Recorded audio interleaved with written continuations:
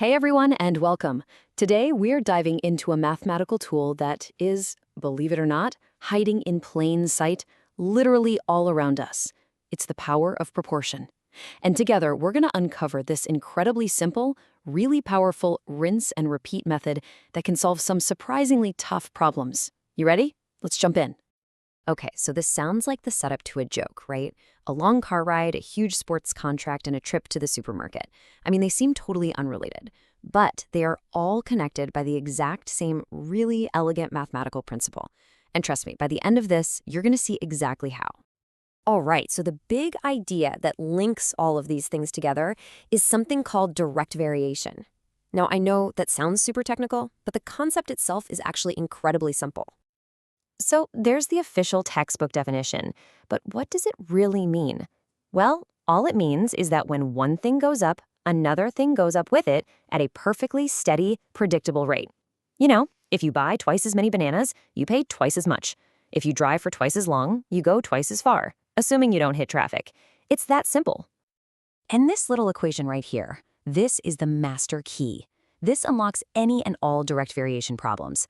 The y and the x are just our two things that change together, and that k, well, that k is the secret sauce.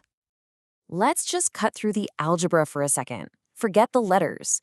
The whole idea behind y equals kx is just this. One thing is always a consistent multiple of another. That's it. And it's that consistency, that steadiness, that gives us all the predictive power. Okay, so let's talk about that secret sauce, the k. We're going to call it our magic number. Or, the constant if you want to be formal. The very first step in our rinse and repeat process is always to find this number. So let's make this real. We've got this example about Luke's road trip. We have two key pieces of info that are linked, a distance of 120 miles and a time of 2 hours. Believe it or not, that is everything we need to find our magic number. And here it is, our super simple, repeatable game plan. Step 1, use the info you have to find k. Step 2, use that k to find whatever you're looking for. Find k, then solve. That is the rinse and repeat method in a nutshell. So, how does it work?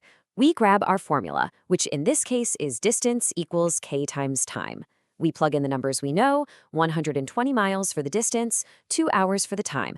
A little quick math, and boom, k equals 60. And suddenly that abstract letter k becomes something real. It's his speed, 60 miles per hour. That's our magic number for this entire trip. Now, this is where the fun starts. Once you have that magic number, you can predict anything about the situation. We know k is 60, so how do we figure out the time for a much, much longer trip? We just go right back to our master key. Distance equals 60 times time. We plug in 1,000 miles, solve for time, and there's our answer. See, the hard part was finding the constant. Once you've got it, answering any other question is a total breeze. Okay, so let's build on this a little bit. We can look at the very same idea just through a slightly different lens, using proportions. Think of it as another fantastic rinse and repeat tool to have in your back pocket. Don't let the word proportion intimidate you. It's just a fancy way of saying we're setting two fractions, or two ratios, equal to each other. So if a relationship is steady, like a baseball player's batting average, then the ratio of hits to at-bats should stay the same whether you're looking at a single game or the entire season.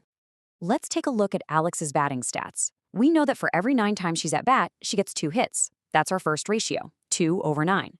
Now, we want to know, for the whole season where she got 210 hits, how many times was she at bat? We can set up a proportion to find that big question mark. And here's how you do it. It's another simple 3-step process. First, you set up the two ratios as equal fractions. Second, you do a little something called cross multiplication, which is just multiplying in an X pattern. And third, you solve for the missing piece. It's a method you can rinse and repeat every single time. So when we do the math for Alex, we find out she was at bat 945 times. Pretty cool, huh? We were able to predict her total season at-bats just by knowing her consistent hitting ratio. And in the world of pro sports, predictions like that are a very, very big deal. And that is not an exaggeration. This quote really hammers home just how high the stakes are. This isn't just math for a classroom. Understanding these ratios can literally be the difference between playing in a local league and signing a multi-million-dollar contract. So, okay, beyond road trips and baseball, where else does this stuff show up? Well, the short answer is pretty much everywhere. let's take a quick look at just how common this tool really is. Just look at this list. The scope here is massive. Cities use this to plan their budgets, governments use it to figure out tax rates, pollsters use proportions to predict election outcomes from really small surveys. It is an absolutely fundamental tool for making sense of the world around us. Let's wrap up with a practical problem you might actually run into. You get a price for carpeting one room, but your new room is bigger. How do you figure out the cost? By now, you know the method. You could solve this by finding the constant, the cost per square foot, or you could set it up as a proportion. Either way, you get the exact same answer. The point is, once you know the method, you can confidently budget for any size room you want. So, we've seen the formula, we've seen a couple of methods, and we've seen where it all applies. Now let's just boil it all down to the single most important takeaway. This is it. This is the whole ball game. Whether you call it K or you call it a ratio, if you can find that one steady, unchanging relationship between two things, you unlock the ability to make some seriously powerful predictions. And that's the final thought I really want to leave you with. Think about it. Is it the gas mileage of your car? The amount of coffee grounds you need per cup? The time it takes you to read 20 pages? Look around, because these powerful, predictive relationships are absolutely everywhere. All you have to do is find the magic number.